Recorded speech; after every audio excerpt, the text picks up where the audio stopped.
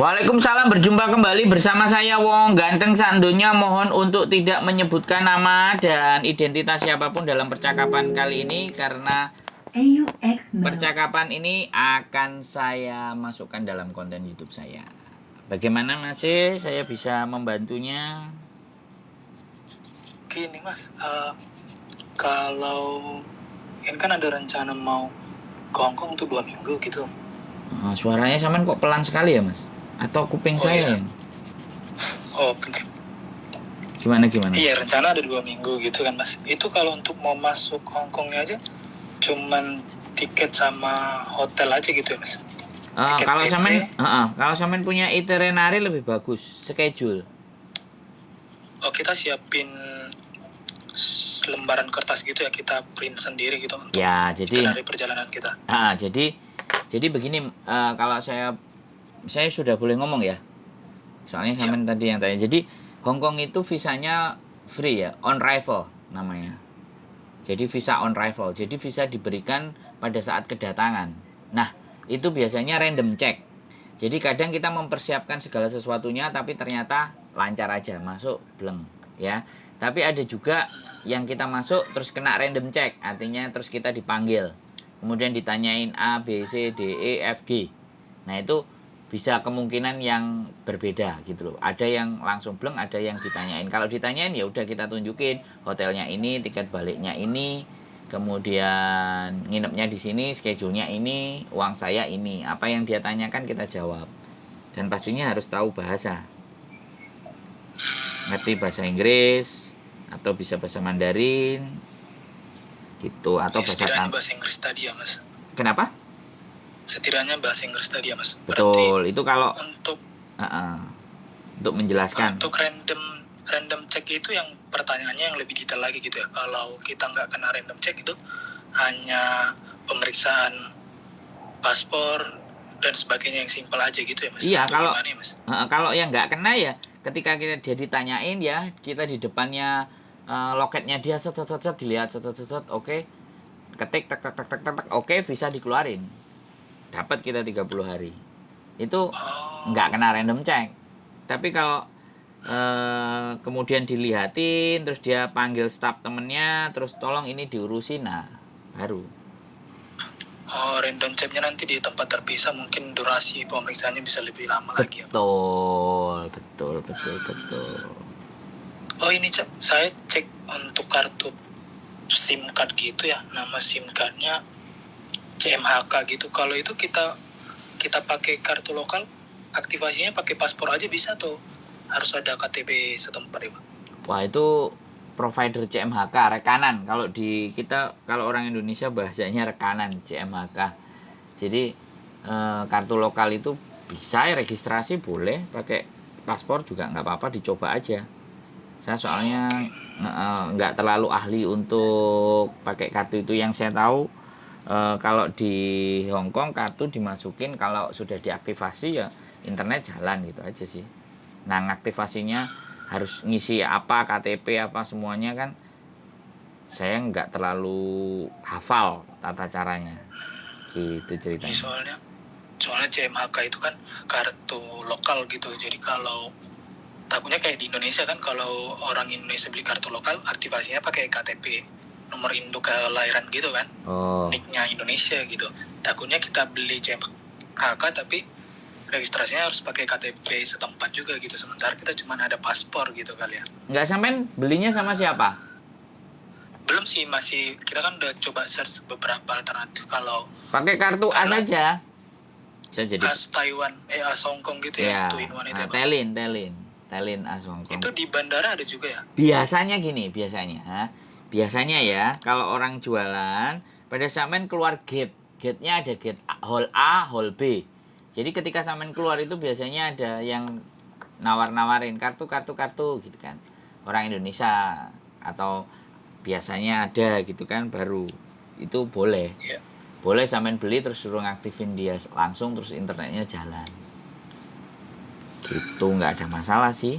Sebenarnya kartu Hongkong itu banyak banget yang buat teman-teman orang Indonesia bisa. Atau mungkin kalau travel aku nggak ngerti ya, kalau travel Tapi biasanya kartu as itu ada yang jualan kok di apa namanya bandara.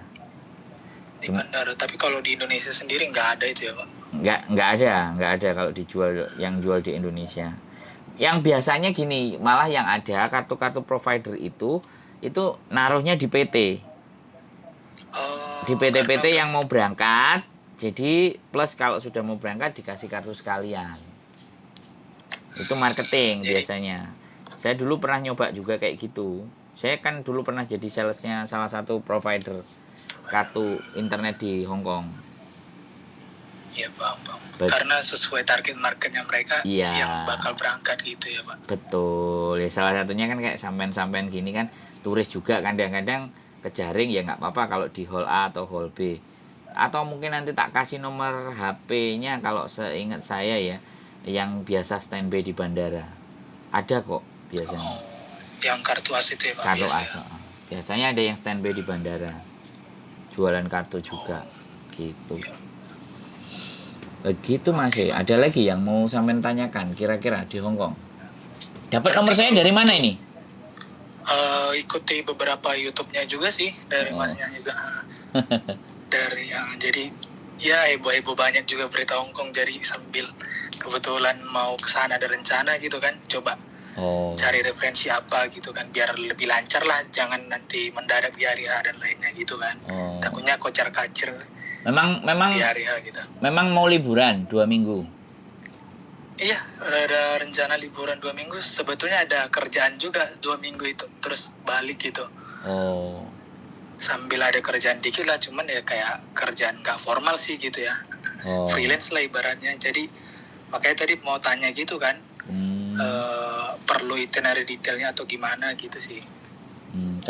Kalau sampean ternyata memang ada job dan sampean profesinya misalnya kayak jurnalis atau apa dan semua, ya bisa jadi sih, tapi biasanya mereka akan jauh lebih ribet. Jadi ibaratnya kalau ada perusahaan company-nya sampean dan memang ada tugasnya untuk apa gitu dan company jelas ya nggak apa-apa itu disertakan. Tapi kalau atas nama pribadi ya nggak apa-apa, lebih baik pribadi aja gitu. Kalau memang ada perusahaan nggak apa-apa ditunjukin kepentingan perusahaan. Sampean kerja di mana? Seperti apa? Biasanya kan mereka mau tahu, soalnya kadang-kadang kalau pas kena random check itu ya biasanya. Tapi kalau di paspor sudah berkali-kali masuk ke luar negeri dan di mana biasanya aman sih. Yang agak random check itu biasanya kalau yang paspornya masih pertama kali di Hong Kong digunakan. Nah, Gini Mas, oh iya, berhubungan itu juga mau tanya ini kan, saya baru renew paspor saya baru mati Januari kemarin. Nah di paspor lama kan yang ada cap dan sebagainya gitu. Nah sementara ini paspor baru, takutnya mereka mikirnya kayak apa? Rekod paspor baru memang selipin ya, aja. Jadi baru gitu. Selipin aja paspornya 2 di situ jebret gitu loh. Soalnya paspor lamanya ditahan. Tak tinggal. Oh ya sudah nggak apa-apa. Ya nggak apa-apa di. Tapi aku ada foto sih, paling nanti bisa tunjukin foto paspor lama aja kali ya. Nggak, dia nggak bakal nanya. Dia nggak bakal nanya. Paspor lama nggak dia nanya. Tapi kecuali kita tunjukin di awal ya Pak. Nggak usah ditunjukin, sebenarnya diselipin gitu kan. Nah yang terbaru kita buka di tempat yang terbaru. Terus paspor yang lamanya kan biasanya nyelit, terus kita staples atau kita kasih karet kan. Terus dia ambil gitu loh, ambil yang baru terus dicetak, dimasukin print yang baru kan, ibaratnya seperti itu gitu loh. Tapi kan yang lama nyantol, kalau dia mau buka-buka kan yang lama bisa dibuka. Iya. Ibaratnya kita sodorin semua aja gitu, baru dia ngecek. Iya terserah. Memperkuat aja. Sebenarnya di situ juga. Kalau saya sih pernah, soalnya saya dideportasi sampai 5 kali. Dari Hong Kong ya Pak? Iya, ditolak. Jadi pagi datang, sore pulang. Sore datang, besok pagi pulang. Saya pernah kayak gitu. Itu yang dari via Makau-nya gitu Pak? Enggak, dari Makanya bisa. Hong Kong. Saya dari Indonesia, Surabaya ke Hong Kong. Berarti balik lagi ke Surabaya atau? Iya, balik lagi ke Surabaya. Di hari yang sama? Kadang kalau saya datangnya pagi, sore. Kalau enggak besok pagi lagi. Oh, biaya gede juga gitu ya. Enggak gini. Kalau kalau misalnya kita sudah beli tiket PP, kan kita jeda 4-5 hari. Begitu hari itu kita dipulangkan, nanti kita mesti akan dihadapkan sama orang maskapai juga, terus disuruh bayar tiket. Kita bilang enggak mau. Yang nggak mengizinkan masuk saya kan kamu. Saya sudah ada tiket pulang nih 4 hari. Kita bilangnya kayak gitu. Sekarang kamu nggak mengizinkan saya, kamu mau mulangin saya, ya kamu yang bayar dong. Saya nggak mau bayar gitu. Walaupun saya ada duit untuk beli tiket untuk balik hari ini, saya nggak mau gitu. Kan saya sudah tiket 4, kamu kan nggak ngizinin saya. Kamu kan berarti Argumen mau. kita itu ya Pak. Kenapa? Argumen kita di situ ibaratnya. Iya, ya biar kita nggak habis banyak. Nanti sama dia disuruh beli lagi, suruh pulang kita bayarin sendiri lah. Ya kita habis 3 tiket lah. Iya. Yang satu angus gitu loh. Pertama saya dulu mikir, terus aku beli sendiri. Terus tahu yang kedua kali kok kayak gini lagi, gendeng enggak lah. Iya, hitungannya tinggal rugi di perjalanan baru lagi ya, kalaupun Iya. mau berangkat lagi gitu ya. Nah, saya soalnya pernah juga 5 kali deportasi. Yang jelas ya itu. Makanya terus yang kedua, ketiga, keempat loh kok gila. Aku yang bayar nggak mau lah. Akhirnya kadang aku tiket berangkat aja aku beli. Karena namaku sudah pernah dideportasi 1 kali lagi, dipinggirin lagi. Tapi akhirnya yang ke-6 saya lolos. Lolos nggak kena random checknya lagi gitu ya? Enggak, soalnya alasannya adalah jadwal menikah. Jadi ada lembaga gitu ya? ada lembaga pernikahan yang memang mengharuskan saya datang di tanggal segitu gitu loh. Akhirnya Berarti saya masuk. disertakan surat dari lembaga itu tadi ya Pak? Iya, betul. Jadi begitu ceritanya Mas. Kalau sampean lihat konten-konten saya ada deportasi 5 kali. Ya banyak. Kalau beberapa aku juga nggak ngerti kriteria mereka ngerandom itu apa. Ya intinya yang bisa saya sampaikan itu aja, karena dimana-mana kalau backpacker selalu bilang hanya Tuhan dan imigrasi yang tahu kenapa kita ditolak.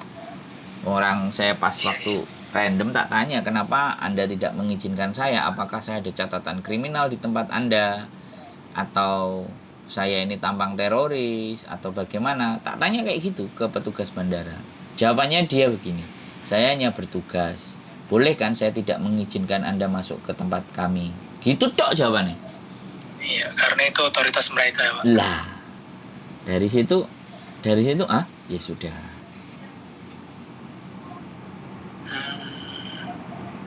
Profilnya kayaknya di Bromo ini atau di Iya, Bromo, Jawa Timur. Kemarin sempat main ke sana juga Pak.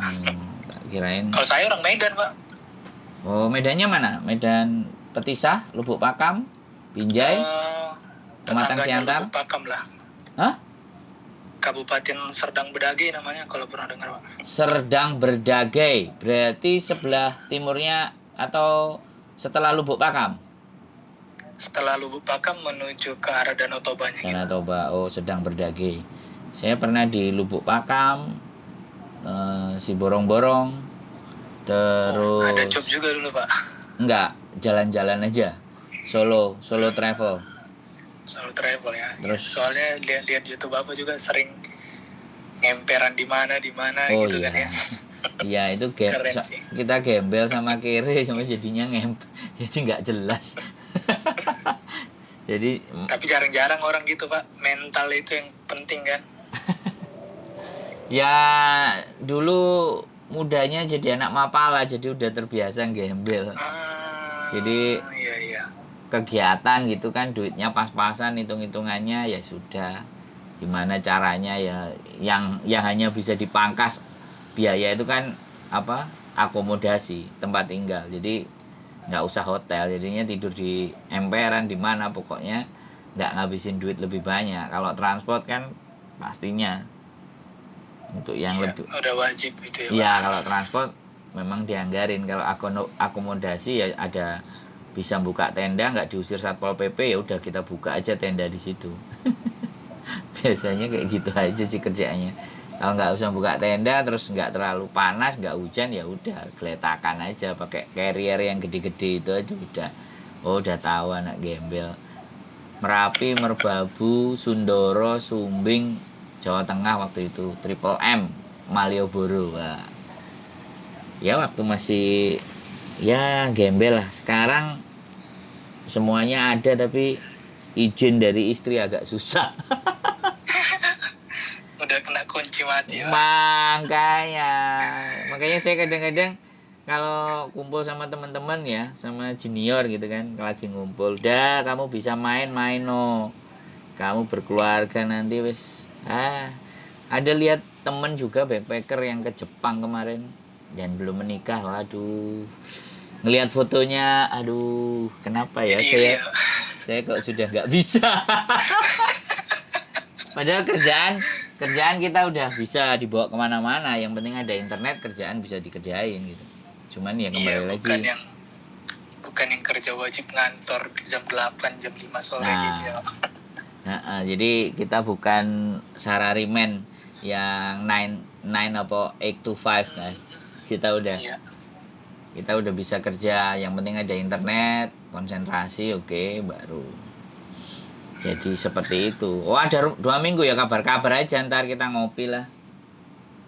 Oke, ntar kalau udah mendekati, kemungkinan sih awal-awal bulan depan sih Masian Pak, sekitar tanggal 5 atau tanggal 10 gitu rencananya. Ntar kalau jadi mungkin aku kabarin Bapak lah, ntar aku juga mau diskusi-diskusi tipis-tipis lah sama Bapak mungkin kalau ada waktu gitu kan ya. Boleh kita ngopi. Hongkong ujung ke ujung sebelah mana aja oke gitu kan. Kalau Paling lama 1 jaman ya Mas. jadi kalau kadang kita untuk menghindari random check itu bisa masuknya dari Makau. Jadi tiket berangkat sama pulang Makau itu lebih murah sebenarnya kalau ke Makau. Ya aku nggak ngerti ya sampean dapat jatah. Kalau aku kan ya cara berpikirnya backpacker lah. Cara berpikirnya yang paling murah lah intinya. Jadi bisa disiasati kita ke Makau, pulang dan perginya dari Makau. Jadi dari Makau terus kita ke Hong Kong. Nanti pulangnya ke Makau. Itu biasanya dapat kita 1 bulan on arrival. Jadi datang ke Makau kasih 1 bulan, mungkin sehari 2 hari. Kalau mau langsung ya langsung geser dari Makau langsung ke Hong Kong lah, nginep di tempat Hong Kong yang sudah ditentukan. Habis itu jalan-jalan puter-puter. Tiket kita sudah cukup untuk balik ke Makau, ya kita balik ke Makau, naik pesawat dari Makau. Itu lebih tidak khawatir ke random check gitu aja. Tapi ya semuanya keyakinan diri masing-masing aja sih, nggak ada persoalan. Sekali berangkat dapat 2 Mas, sekali berangkat dapat 2, Hong Kong dan Berarti Makau. kalau ke Makau pengecekannya biasa relatif lebih bebas, longgar, sangat longgar kalau ke Makau, karena kan tempat judi Mas. Iya. Jadi kalau tempat judi siapapun boleh datang, pasti. Nggak peduli mereka ya. Iya, dia butuh soalnya. Butuh orang main ke kasinonya mereka. Jadi lebih di situ. Kalau kita ragu ya, karena Indonesia ini negara bagian dunia ketiga gitu loh. Iya. Jadi belum lagi ada ketakutan agama tertentu ya. Nah, kadang-kadang kadang-kadang di situ, kadang-kadang ya saya pertama kali masuk, yang kedua kali, yang pertama memang travel. Kalau travel memang ada rombongan, ada yang nganterin tour guide-nya. Yang kedua saya masuk sendiri itu 1 jam saya ditahan. Random check-nya 1 jam. Iya, random check-nya itu sampai 1 jam. Makanya setiap sekali lagi saya berpikir, karena saya udah menyiasati, pokoknya sebelum masuk imigrasi usahakan saya tenang, kenyang, terus udah kencing, pokoknya saya harus ngisi semuanya. Khawatirnya ketika random check itu AC-nya dingin, HP nggak bisa buat ngubungi siapapun. Jadi mau nggak mau kita berjuang sendiri di situ. Itu kalau random check ya. Tapi ya nggak se ekstrim yang dibayangkan sih sebenarnya. Cuman ya sudah, dia nggak kasih izin kita kan puyeng kita. Jadi fail kan perjalanan kita, nggak asik. Tapi kalau dari Makau masuk ke Hong Kong, saya pastikan hampir 99% masuk. Iya. Tapi masalah. Kalau tiket sih aku belum cek sih Jakarta Makau. sejauh ini. Hmm. Baru cek tiket Hong Kong sih. Kalau Hong Kong PP masih dapat 5 sampai 5,5 PP naik Cathay. Oh, Cathay Pacific. oke, naik Cathay, naik sampean naiknya Cathay kemungkinan dikasih masuk. Oh, gitu ya. Nggak tahu juga Ada. Saya kadang-kadang juga berpikir, saya dulu kan Scott, Air Asia. Jadi yang murah-murah. Tapi kalau sampai dapat Cathay kemungkinan oke lah. Jadi kelasnya mereka kan memang Cathay. Scott Air Padahal Asia. sebetulnya ya kalau sekarang ini aku lihat-lihat sih nggak jauh-jauh beda sih harganya, karena kalau Cathay PP aja 5 sampai 5,5 kan. Sementara Scoot dan lain-lain sekali jalan mungkin 2 jutaan atau 1,5 gitu. Palingnya beda-beda 2 juta lah gitu kan ya. Padahal belum bagasi gitu kan ibaratnya. Ya, tapi beda 2 juta itu menurut saya angka yang gede loh, Mas. Menurut saya loh ya. Saya loh ya. Kan itu belum bagasi ya. Iya, belum. Kalau kita mau ada ekstra bagasi lagi misalnya nih ya, kita bawa bagasi 30 kilo bisa jadi mirip sama biayanya gitu sama. kan ya. Makanya kan cara berhitung prinsipnya kan backpacker, jadinya yang dibawa tas biasa. Iya. Jadi bagi saya selisih 2 juta, selisih 1 juta, selisih 500 itu selisih, Mas. Sekarang aja saya sama istri kalau dulu pulang istri naiknya Garuda, kalau nggak Garuda Cathay. Sekarang kami berdua nggak pernah beli yang mahal. Cathay terakhir itu Singapore Airlines aja karena Covid kan. Yang ada cuman itu kan. Nah, ketika kita pulang berdua ya naiknya pasti Scott, transit di Singapura sehari atau 2 hari, jalan-jalan dulu, habis itu terus jalan balik lagi ke Surabaya atau Jakarta. Jadi ya gimana ya, memang dari dulu set up otaknya itu backpacker, kecuali kan memang kalau tugas kerjaan kantor ya kita tiketnya. Tapi kalau buat dana pribadi pasti saya ngajak istri pakai yang Scott, pakai yang AirAsia. Jadi Tiger kadang. Kalau ke Jepang pakai Hong Kong Airlines. Jadi yang maskapai yang nggak bisa yang no refund itu, yang memang bagasinya kecil, no refund, nggak bisa dibalikin pokoknya, intinya murah. Seperti itu Mas ya. Pokoknya kabar-kabar sih ya itu sekelumit tentang Hong Kong. Tapi menurut saya kalau memang sampean memang naiknya Cathay mah, kemarin juga ada yang mau nikah beda agama dari Indonesia, 2 pasang di Jakarta juga karena susah banget agamanya beda. Mereka menikah, akhirnya mereka menikah di Hong Kong. 2 pasang, 4 orang ya masuk, ngobrol kita 4-5 hari kalau nggak salah mereka. Naik Cathay juga mungkin. Ya naik Cathay dia. Total nggak tahu ya mereka. Kemarin ngomong hampir 14 juta. 14 hanya untuk penerbangan doang, berempat. Iya. Enggak, berdua. Satu pasang, yang satu pasang. Yang satu pasang. Biaya penerbangannya mahal juga ya, 7 juta per orang. Mereka kena 7. Kalau aku cek sih 5 sampai 5,5 sih. Bagus. Sampean kalau dapat segitu keren. Sampean dapat angka segitu berarti pas. Jadi masih mungkin karena mereka schedule-nya udah ditentuin karena menikah kan Mas. Jadi kan schedule-nya ditentuin. Jadi tidak bisa harus di tanggal itu, karena kalau tanggal itu dia nggak datang maka ya cancel. Yang satu kemarin kekurangan saksi, malah saksinya nggak datang waktu menikah, nyari saksinya nggak datang. Aku datangnya telat. Temanku sudah ada di situ, akhirnya temanku yang jadi saksinya, minta dibantu. Habis itu terus habis itu pulang makan kita bareng. Hampir untung sekali lagi ada saksi, tahu gitu nggak jadi menikah, bahaya, rugi semuanya kan. Iya, hangus semua. Jadi mereka sekali lagi kan, ya aku nggak ngerti, tapi mereka beruntung. Jadi pas jadwal nikahnya itu kan bareng gitu kan sama orang Indonesianya. Jadi yang temanku itu yang sudah dikontak-kontak, yang satu pasang sudah kontak-kontak dan sudah standby. Lah, yang berikutnya itu nunggu saksinya nggak datang. Lah akhirnya saksi yang nikah sebelumnya itu jadi saksi berikutnya lagi. Jadi double dia ya. Iya, jadi double ya, membantu orang-orang Indonesia mau menikah ya sudah lah. Kita kan ya seneng. Iya, bisa bantu ya. Iya, kami orangnya seneng kayak gitu lah. Dicari di sosial media ya sudah. Apa yang bisa kita bantu, kita bantu.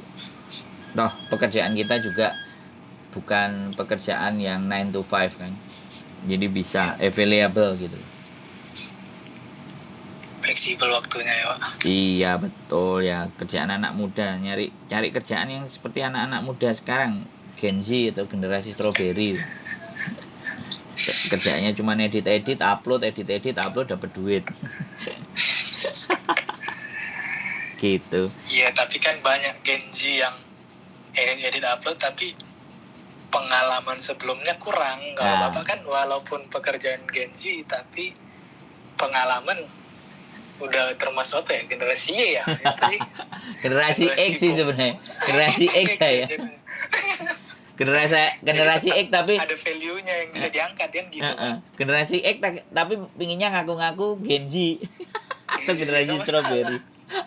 Gak masalah, itu kan usia itu hanya angka katanya betul, gitu. Betul. Senang saya kalau makanya kadang ketemu teman baru gitu kan, ngobrol apa. Karena sekali lagi saya menganggap ketemu dengan banyak orang itu aset menurut saya. Tinggal kapan waktunya aset itu memang begitu ada nilainya ya.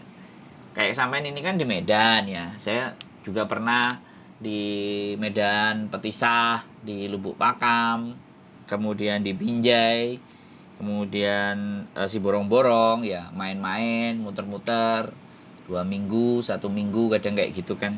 Survei tempat, terus bikin kegiatan kayak gitu ya, semacam IO lah dulu. Bikin event. Jadi ngelihat modelnya kan, kita jadi pioner, datang lihat metakan ormet orientasi Medan atau social mapping, dilihat cek ini yang harus ditemui perangkatnya ABCD, udah setor laporan. Nah selanjutnya bos yang datang eksekusi pasukan intinya. Jadi kita karena udah terbiasa kayak gitu, makanya rasanya ini udah hampir 10 tahun nancep di Hongkong ini, udah rasanya ngilu ah. Kepingin ke Jepang, kadang kepingin ke Australia, Turki ya. Nggak tahu ini istri masih seneng di sini, kerjaannya pelayan restoran Laumin, restoran Itali jadinya, dan nggak mau ditinggal ya udah nyari waktu jatuhnya seperti itu Mas. Ada lagi kira-kira yang mau kita bahas atau pokoknya kabarin saya ya nanti kalau oke, siapa nyampe ngopi seru ini, dapat pengalaman baru saya nanti. Saya bisa belajar dari sampean. Enggak lah, saya belajar banyak hal, jauh lebih muda Pak. Loh, saya itu justru saya masih Gen Z loh Pak. Loh, saya justru pingin bergaul sama anak muda biar bisa saya jadi ikutan muda gitu loh. Kan saya nggak mau tua. menolak untuk tua, menua itu menolak. Tua kan fisiknya aja gitu loh, tapi cara berpikirnya gitu tetap fresh, tetap seger kayak anak muda. Pinginnya kan seperti itu. Karena pulang kan nggak semua orang tua yang mau mendengarkan ceritanya orang muda gitu Pak. Nah kalau saya prinsipnya enggak, siapapun saya bisa pelajari gitu. Bahkan kadang ketika pulang ke Indonesia saya mesti sama istri izin 1 hari sampai 2 hari ke kampus. Ke anak mapala kan balik ke kampus lagi. Karena memang banyak sekali pengetahuan yang zamanku nggak ada loh ya. Sekarang ada. Zamanku nggak bisa. Sekarang sampai seperti itu. Sampai pelajaran peta kompas dan pelajaran semuanya itu begitu anak baru yang jelasin, wah kok goblok ya saya. Kok kelihatan bodoh ya. Jadi kayak gitu, Mas. Jadi karena ilmu pun ada perubahan gitu. Betul. Ya, Mas. Nah, makanya di situ saya nggak mau, saya nggak menampilkan walaupun dia muda terus saya tua, saya lebih pintar, saya lebih tahu. Itu bukan. Karakter negara maju kan nggak begitu. Karakter negara kita ya. Lah, kan Apple itu kan karyawannya ngerekrutnya bukan lulusan yang top, tapi dikasih kerjaan, dia bisa ngerjain, bisa diterima, selesai. Iya.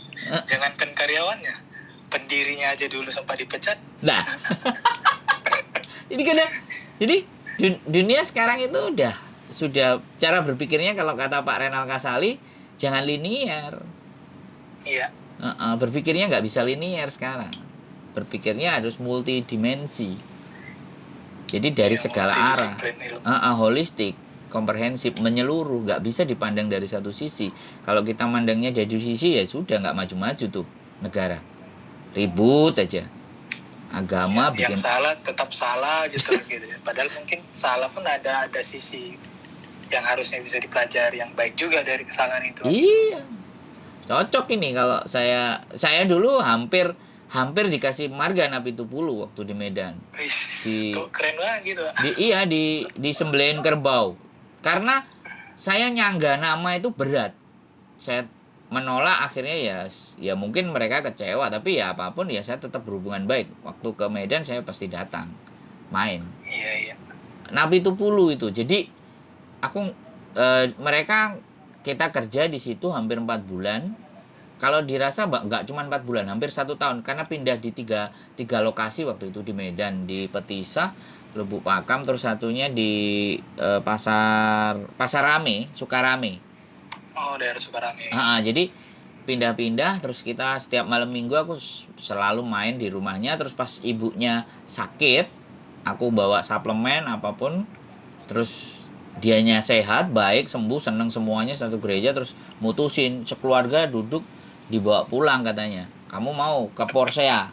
Diajak mau ke Porsea. Gila, aku wah gak siap aku. Apalagi nanti kalau ada panggilan keluarga harus pulang, wah. Ya orang Jawa tapi dikasih kehormatan waktu itu, ya wis tak tolak dengan sedemikian rupa. Entah bagaimana caranya waktu itu, ya sempet nggak enak juga. Orang Napi Tupulu kan di Porsea, nggak tahu mereka orang Porsea, orang tuanya neneknya mau dibawa ke sana waktu itu, nggak main-main ya, ngeweri pegawai PTP kalau nggak salah. Bapak Napi Tupulunya itu pegawai PTP ya, lumayan berada lah ibaratnya ya Pak, makanya dia juga berani gitu ya Pak. PTP ya, iya makanya. Terus karena sakit aku sering nengokin, sering jengukin, bawa vitamin, bawa suplemen. Bahkan sekarang anaknya yang perempuan, suaminya kan Manado, pun kadang-kadang telepon, Sandro kapan kamu ke Medan katanya. Wah sombong kali kau, udah kaya pula kamu. Terus aku bilang, ya kakak lah yang kesini, aku bilang, ke Hongkong lah, ayo sini aku jemput dah, ada hotel aku urusin semua, aku bilang kayak gitu. Bener lah kamu, bener. Tapi tiketnya beli sendiri kak, aku nggak bisa, aku bilang. Uang sama istriku, aku bilang. Pelit kali kau kalau ngomong kan kayak gitu orang Medan. Enak gitu loh. Jadi nggak kayak orang Jawa. Orang Jawa kan belangkon itu bendolnya di belakang, di depannya bagus, belakangnya ampun. Orang Medan kan begitu, asik juga. Bu Susi ngomongnya kesannya kasar gitu, tapi iya. memang itu hatinya, niatnya memang tulus, nggak ada apa-apa gitu. Iya, ya begitu adanya. Kadang aku ngomong ikut logat mereka, teriak-teriak, jangan marah lah kamu ngapain marah katanya. Aku itu nggak marah, aku ngikut logatnya. Aku lama-lama di sini ikut logatnya kalian, aku bilang. Iya, wajib pengaruh lah sedikit-sedikit ya. Iya, jadi kan 1 tahun waktu itu memang. Jadi macem-macem kan. Ketemu orang Batak plus orang Cinanya Medan. Wah kan sangar itu sudah semua. Orang Jawa mah lembek-lembek. Jadi Pak nge gitu kan. Nggak ada itu. Mana kamu ini gitu kan. Masih ingat. Harus kau buat argumenmu kan gitu. Nah, betul. Di Jalan Darussalam, Medan Baru.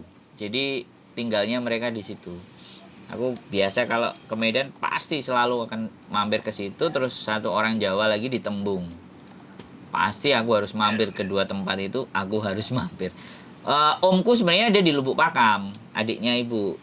Tapi dua-duanya udah meninggal, tinggal sepupu aja yang ada. Sepupu. Jadi Om orang Jawa tapi merantau sampai ke sana di Lubuk Pakam. Ya sudah kangen sih sebenarnya. Di rumah punya Land Rover tapi nggak buat jalan-jalan, kita malah berhenti di Hongkong. Aduh, kadang aku bilang sama istriku, biarin aku 2 bulan lah, aku tak di Indonesia, kamu kerja. Nggak mau ikut juga nggak mau. Maunya naiknya Pajero. Kita nggak punya Pajero, kita punyanya Land Rover aja ini tahun 73. Aku bilang, pengen kali loh, bener. Aku kalau Sumatera itu napak tilas 32 kota di Pulau Udah Sumatera. jalan ya. Udah, waktu itu kan Lampung, Jambi, Palembang, kemudian Riau, Pematang Rebah, Rengat, Pelelawan, Kerinci, terus naik lagi ke Sumatera Barat, Solo, Payakumbuh, Bukit Tinggi, itu terus naik lagi ke Medan, tapi lewat Bukit Tinggi. Nah, tembusnya. Bukit Tinggi ya. Nah, tembusnya situ tuh. Mau Danau Toba ke kanan atau ke kiri. Bisa dua-duanya kan tembus ke Medan. Iya. Jadi Padahal saya yang orang Sumatera paling 10 kota paling belum tentu ada di jalan, Pak. ya nggak apa-apa. Jadi kadang inget gitu. Aku beli motor CB itu di Lubuk Pakam. Harga 1.400.000. Ya itu yang aku buat keliling. Motor CB waktu itu. Tahun kalau nggak salah 2006. 2007. Wah, 2006 mah aku masih SD kali. Masih musim-musim. Makanya seneng aku nanti kalau sampai datang ke sini. Kita ngobrol ya, cerita bagaimana dan seperti apa. Anak Medan siap, kan aman pasti, suka merantau. Gitu ceritanya. Oke, ntar kalau udah fix jadwalnya aku kabarin Bapak ya. Oke, nanti ketemu kalau perlu ada waktu jauh-jauh hari aku tak pamit istri ke bandara deh, seru nih. Nyamperin sampean lah. Nggak usah capek-capek bandara, mending aku aja yang ini Pak, karena kan 2 minggu pasti bisa lah cari-cari waktu nanti. Kan takutnya capek juga ke bandara kan. Kan buat alasan supaya kita jalan. Kalau sama istri nanya alasannya apa gitu. Ini ada teman dari Medan mau datang lah, kayak gitu sebenarnya. Proposalnya harus jelas ya. Nah itu kalau jemput cewek, wah selesai sudah kita. Kalau ini jauh-jauh dari Medan anak ini, nah, aku bisa posisikan A B C D E F G. Oh ya. Kan kadang-kadang kan temen dosen juga di UNER datang. Oke, langsung aku jemput. Gak usah katanya. Ke itu aja, langsung ke hotel aja, kita ngobrol kayak gitu kadang-kadang. Oke lah. Kadang-kadang kita berteman itu kan begitu tuh, Mas. Jadi nggak harus bagaimana dan seperti apa. Saya orangnya ekstrovert, jadi cepat akrab, bukan introvert. terus curigaan saya sama. Campuran sih. Kalau ketemu orang yang klop bisa gitu ngalur ngidul 2 jam nggak kerasa gitu ya. Tapi kalau nggak nyambung, bukannya kita nggak mau ya, tapi perasaan kan kita nggak bisa masuk manipulasi ya. Betul. Nggak ngerti mau ngomong apa gitu, mentok aja gitu. Iya, jadi saya gitu kan. Oke, kabar nanti ya kalau memang siap. Mau berangkat. Soalnya tanggal 17 besok rencana juga ada anak yang mau bikin visa ke Australia. Jadi mereka mau cari job negara yang bebas visa atau visanya on arrival itu 7 negara. Tanggal 17 besok. Dia mau sama istrinya apply visa ke mana? Ke Australia. Ngeri juga kan? Kayaknya aku tonton itu. Oh, sampai nonton. Nonton. Yang ayahnya atau siapanya udah di sana duluan ya? Iya. Ada saudaranya atau apanya yang udah nyampe di Hongkong duluan. Oke. Gitu aja. Sip. Siap. Sehat selalu ya, Mas. Thank you, Pak. Yuk. Oke, yuk, bye-bye. Bye-bye. Oke, teman-teman, ternyata konten saya udah nyampe. Ya, tidak hanya dunia per PMI-an, tapi sudah ke khalayak umum dan inilah berkonten. Sekali lagi, konten itu di YouTube pasti akan terus, sama YouTube menyebar terus. Makanya kalau menyebar, maka buatlah konten dan berita yang memang valid dan akurat serta bisa dipertanggungjawabkan. Jangan membuat sesuatu yang hanya berdasarkan asumsi dan katanya, karena itu akan menimbulkan fitnah. Dan junjungan Rasul kita sudah pernah menyampaikan bahwa ada suatu saat atau di suatu masa bahwa fitnah itu bisa menjadi berjamaah. Nah, sekarang lah era dunia fitnah berjamaah itu. Mudah-mudahan kita dijauhkan dari apapun yang tergolong oleh yang dinamakan fitnah. Karena dosanya luar biasa. Fitnah lebih kejam daripada pembunuhan. Mungkin itu saja. Salam Jumat penuh berkah. See you next video dan bye-bye.